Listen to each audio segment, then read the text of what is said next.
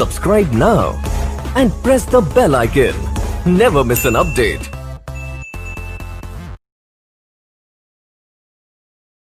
નમસ્કાર વિદ્યાર્થી મિત્રો, આગળના વિડીયો લેક્ચરમાં આપણે પ્રશ્ન 2 થી પ્રશ્ન 7 સુધીના દાખલા જોયા હતા પ્રકરણ 15માં. ત્યાર પછી હવે આગળ જોઈએ જે આપણને 2 અથવા તો 3 માર્ક્સમાં પૂછાઈ શકે તેવા દાખલા. તો શરૂઆત કરીએ કે એક થેલામાં 3 લાલ અને 5 કાળા દડા છે. એક થેલો છે, તેમાં 3 લાલ અને 5 કાળા દડા છે. થેલામાંથી એક દડો યાદચ્છિક રીતે કાઢવામાં આવે છે. તો બહાર કાઢેલ દડો પેલો લાલ હોય, બીજો લાલ ન હોય તેની સંભાવના કેટલી? હવે તમારે સંભાવના શોધવી છે તો તમારી પાસે તો ખાસ પહેલાં કુલ પરિણામો હોવા જોઈએ. આપણું સંભાવનાનું સૂત્ર શું છે કે ઘટના માટે ઉદ્ભવતા પરિણામની સંખ્યા છેદમાં કુલ પરિણામની સંખ્યા. તો ઘટનાના પરિણામ હોવા જોઈએ અને કુલ પરિણામ પણ આપણી પાસે હોવા જોઈએ. તો બધું જ તમને રકમમાં આપેલું જ હશે. જો શું કીધું છે, થેલામાં 3 લાલ અને 5 કાળા દડા. તો થેલામાં કુલ કેટલા દડા થઈ ગયા? 8 દડા થઈ ગયા. કઈ રીતે કે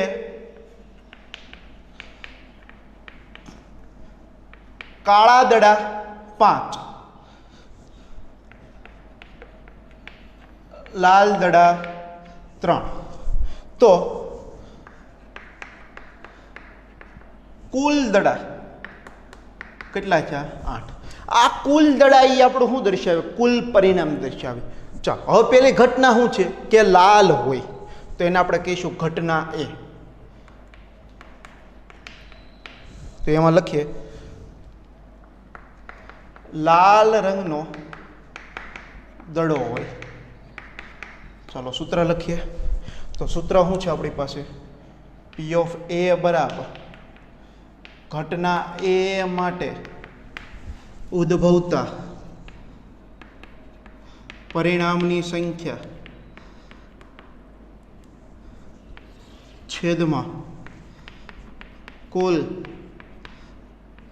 પરિણામની સંખ્યા.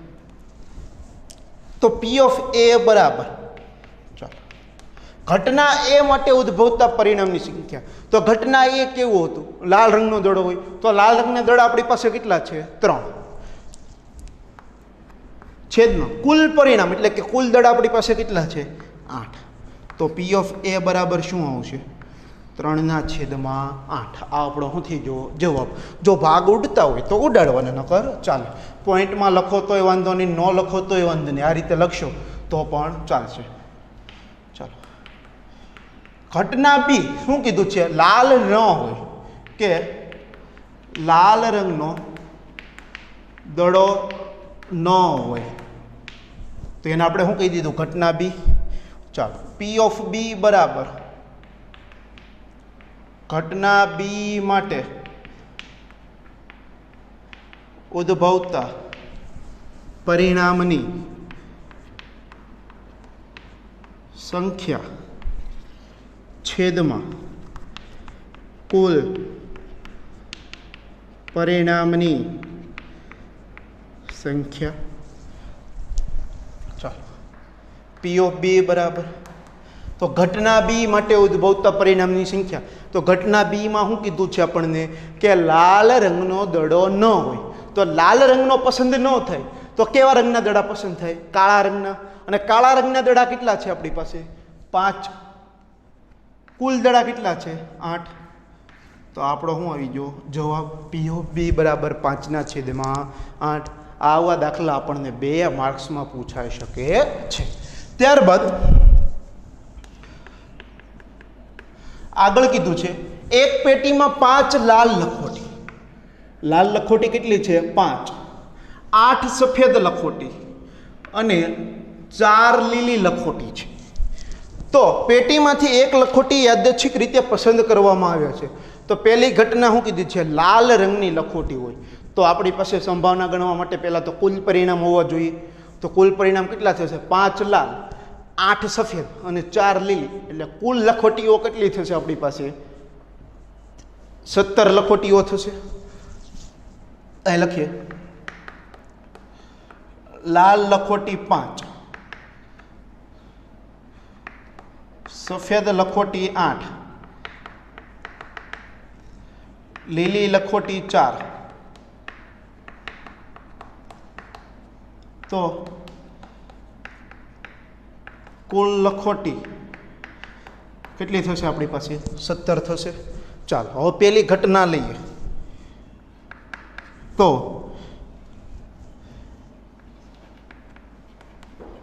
ઘટના એ, કેવા રંગની લખોટી આપણે પસંદ કરવાની છે? પેલા લાલ લખોટી હોય.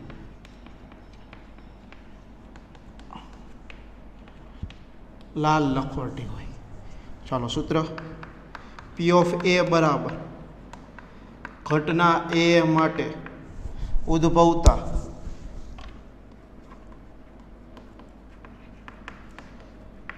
પરિણામની સંખ્યા છેદમાં કુલ પરિણામની સંખ્યા P of A બરાબર લાલ લખોટી કેટલી છે? 5. કુલ કેટલી છે? 17. તો જવાબ શું આવશે? 5/17. બીજી ઘટના B. તો ઘટના B માં કેવું કીધું છે? સફેદ લખોટી હોય. રેડી? ચાલો તો P of B બરાબર સૂત્ર શું થશે? ઘટના B માટે ઉદ્ભવતા પરિણામની સંખ્યા છેદમાં કુલ પરિણામની સંખ્યા. તો ઘટના B શું છે? સફેદ લખોટી હોય. તો સફેદ લખોટી આપણી પાસે કેટલી છે? 8. કુલ લખોટી કેટલી છે? 17. તો જવાબમાં શું આવશે? P of B બરાબર 8/17. રેડી? સૂત્ર તમારે ફરજિયાત લખવાનું. ઘટના C કેવી કીધી છે? લીલી લખોટી ન હોય. લીલી લખોટી ન હોય. તો તમને અંદાજો આવી જ ગયો છે. લીલી લખોટી ન હોય તો કેવા રંગની લખોટી હોય? તો કે લાલ અને સફેદ રંગની પસંદ કરવી પડે. હવે લાલ અને સફેદ રંગની થઈને બંને થઈને કેટલી છે? તો કે 5 ને 8 13 લખોટી થઈ છે. કુલ લખોટી પેટીમાં કેટલી છે? તો કે 17. તો અહીંયા લખીએ સૂત્ર કે P of C બરાબર ઘટના C માટે ઉદ્ભવતા પરિણામની સંખ્યા છેદમાં કુલ પરિણામની સંખ્યા. ચાલો તો P of C બરાબર ઘટના C શું છે? લીલી લખોટી ન હોય. જો ઉતાવળમાં એવું ન સમજી બેસતા કે લીલી લખોટી એટલે 4/17. હરખો વાંચવી ઘટના કે લીલી લખોટી ન હોય. લીલી લખોટી ન હોય તો કેવા કેવા રંગની હોય? લાલ અને સફેદ. તો આ બંનેથી કુલ કેટલી લખોટી થઈ છે? 13. પેટીમાં કુલ કેટલી છે? 17. તો જવાબ શું આવશે? 13/17. આવો દાખલો આપણને 3 માર્ક્સમાં પણ પૂછાઈ શકે છે અને 2 માર્ક્સમાં પણ આવી શકે. ચાલો હવે એક ગલ્લામાં 50 પૈસાના 100 સિક્કા, 1 રૂપિયાના 50 સિક્કા, 2 રૂપિયાના 20 સિક્કા, 5 રૂપિયાના 10 સિક્કા. જ્યારે આ ગલ્લાને ઊંધો કરવામાં આવે છે ત્યારે આ પાત્રમાંથી કોઈ એક સિક્કો બહાર આવે તો પહેલો 50 પૈસાનો સિક્કો હશે. બીજું ₹5નો સિક્કો નહીં હોય તેની સંભાવના કેટલી?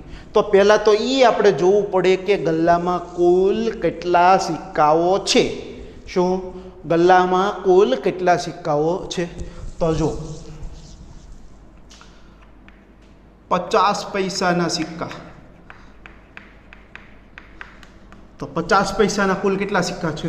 જો અંકમાં નથી લખ્યું, શબ્દમાં લખ્યું છે 100 સિક્કા એટલે 100. પછી 1 રૂપિયાના સિક્કા, તો 1 રૂપિયાના સિક્કા કેટલા છે? જો અહીંયા લખેલા છે 50. પછી 2 રૂપિયાના 20 સિક્કા,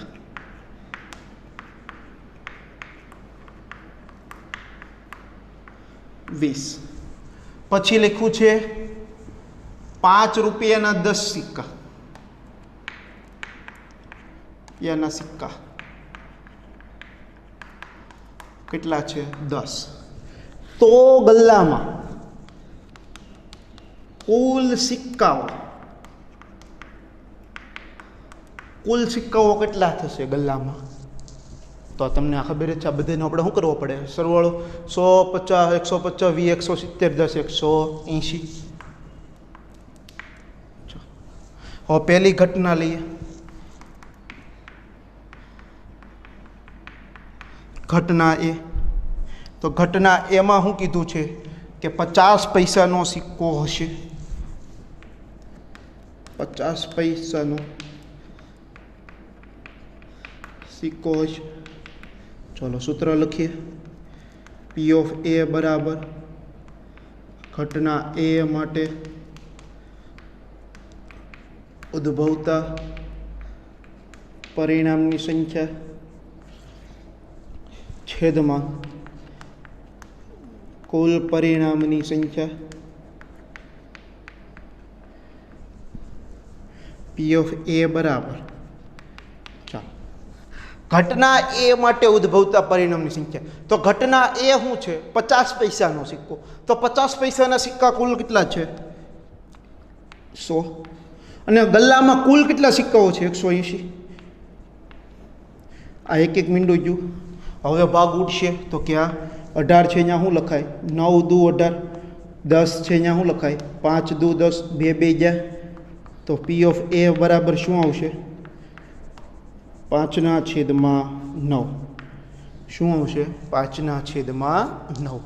ત્યારબાદ આગળ બીજી ઘટના લઈએ કે ઘટના બી.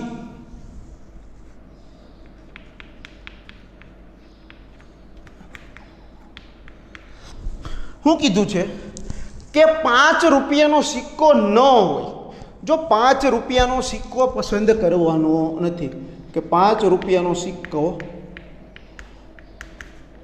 ન હોય, તો સૂત્ર લખીએ. પી ઓફ બી બરાબર ઘટના બી માટે ઉદ્ભવતા પરિણામની સંખ્યા છેદમાં કુલ પરિણામની સંખ્યા.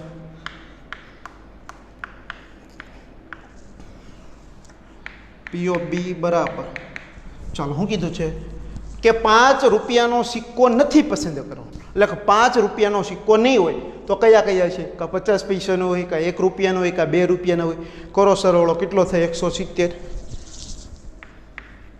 કુલ કેટલા સિક્કા રહેવાના? 180. એક મીંડું ગયું. તો પી ઓફ બી બરાબર 17/18. આપણો શું આવી ગયો? જવાબ. ચાલો ત્યારબાદ આગળ એવું કીધું છે કે ગોપી પોતાના માછલી ઘર માટે દુકાનમાંથી માછલી ખરીદે છે. દુકાનદાર મોટી ટાંકીમાંથી યાદચ્છિક રીતે એક માછલી બહાર કાઢે છે. અને એવું કીધું છે આગળ કે જે ટાંકી છે એ ટાંકીમાં 5 નર માછલી અને 8 માદા માછલી છે. તો બહાર કાઢેલ નર માછલી હોય તેની સંભાવના કેટલી? ફરીથી સંભાવના ગણવી છે તો કુલ પરિણામ હોવો જોઈએ. તો ટાંકીમાં કુલ કેટલી માછલી થશે? જુઓ તો કુલ કેટલી થશે? 13 માછલી થશે. 13માં 5 નર અને 8 માદા. તો અહીં લખીએ નર માછલી 5, માદા માછલી 8. તો કુલ માછલી કેટલી થશે? 13. ચલો ઘટના એ લઈએ. તો શું કીધું છે? બહાર કાઢેલ માછલી કેવી હોય? નર માછલી હોય. તો અહીં લખીએ બહાર કાઢેલ નર માછલી હોય. ચલો સૂત્ર લખીએ. પી ઓફ એ બરાબર ઘટના એ માટે ઉદ્ભવતા પરિણામની સંખ્યા છેદમાં કુલ પરિણામની સંખ્યા. ચલો નર માછલી આપણી પાસે કેટલી છે? 5. કુલ કેટલી માછલી છે? 13. તો 5/13. એક વસ્તુ યાદ રાખવાની, સંભાવનાના દાખલા ગણો એટલે જ્યારે જવાબ એક કરતાં મોટો થવો જોઈએ નહીં. મતલબ અહીંયા તમે પરિણામો મૂકો, ઘટના અને કુલ પરિણામ, એટલે છેદ હંમેશા મોટો જ આવવો જોઈએ. જો છેદ મોટો હશે તો જવાબ એક કરતાં ક્યારેય મોટો થશે નહીં. ત્યારબાદ આગળના દાખલા જોઈએ. દાખલા નંબર 8 એવું કે છે 12 કે તકતીની રમતમાં એક ગોળ ફરતું તીર હોય છે. તે તીર પર 1 2 3 4 5 6 7 8માંથી કોઈ એક સંખ્યા પાસે નિર્દેશ કરતું અટકે છે. આ ગોળ તકતી છે. તકતી ઉપર 1 થી 8 અંક લખેલા છે. આ ફરતું તીર છે, તીર ફર્યા કરે, કોઈ એક અંક પાસે આવીને અટકી જશે. રેડી? તો પહેલાં તો કુલ પરિણામ હોવો જોઈએ આપણી પાસે સંભાવના ગણવા માટે. કુલ પરિણામ કેમ મળશે? તકતીમાં કુલ કેટલા અંકો છે? 8. તો કુલ પરિણામો કેટલા થશે? 8. તો અહીંયા સરસ મજાનું લખીએ, કુલ પરિણામ કેટલું આવશે? 8 આવશે. હવે પહેલી ઘટના લઈએ આપણે.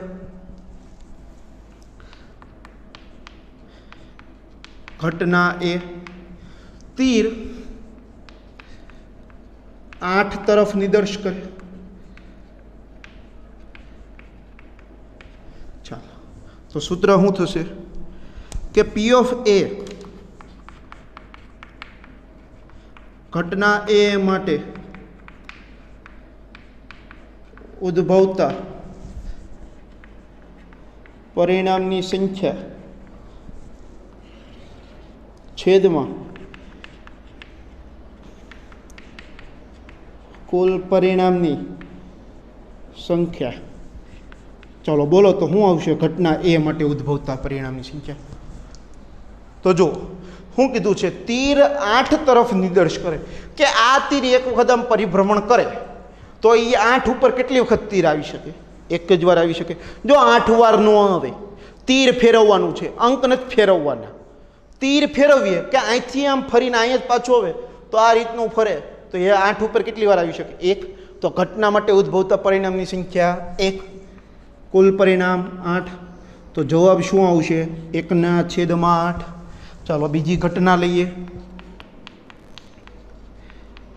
તો ઘટના બી શું કહેવા માગે છે કે 2 કરતાં મોટી સંખ્યા તરફ નિર્દેશ કરે. તીર છે, તીર 2 કરતાં મોટી સંખ્યા તરફ નિર્દેશ કરે. 2 કરતાં મોટી સંખ્યાઓ કઈ કઈ આવે?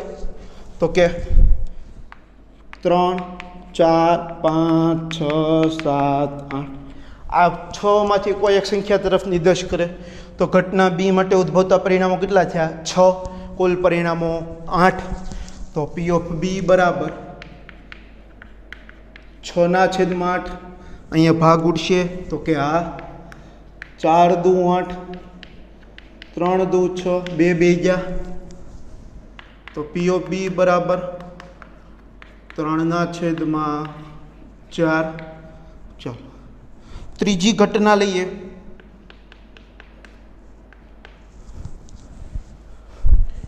સોરી, આ ત્રીજી હતી તો બીજી જોઈ લઈએ. અયુગ્મ સંખ્યા તરફ નિર્દેશ કરે કે તીર અયુગ્મ સંખ્યા તરફ નિર્દેશ કરે. ચાલો અયુગ્મ સંખ્યાઓ કઈ કઈ આવે? 1 3 5 7. તો એવા કેટલા પરિણામો થયા? 4. કુલ પરિણામો 8. તો આ ઘટના સી હતી. ચાલો પી ઓફ સી બરાબર ઘટના સી માટે ઉદ્ભવતા પરિણામની સંખ્યા છેદમાં કુલ પરિણામની સંખ્યા. તો એવા કયા કયા આવે? 1 3 5 અને 7. ચલો અયુગ્મ અંકો 4/8. અહીંયા ભાગ ઉડશે તો કે આ 4 દુ 8, 4 એકમ 4, 4 4 ગયા. તો પી ઓફ સી બરાબર કેટલા આવશે? 1/2. ચાલો ત્યારબાદ ચોથું લઈએ. 9 કરતાં નાની સંખ્યા તરફ નિર્દેશ કરે. ડી તીર 9 કરતાં નાની સંખ્યા તરફ નિર્દેશ કરે. તો 9 કરતાં નાની સંખ્યાઓ કઈ કઈ આવે? 1 થી લઈને 8 સુધીની 9 કરતાં નાની સંખ્યાઓ કહેવાય.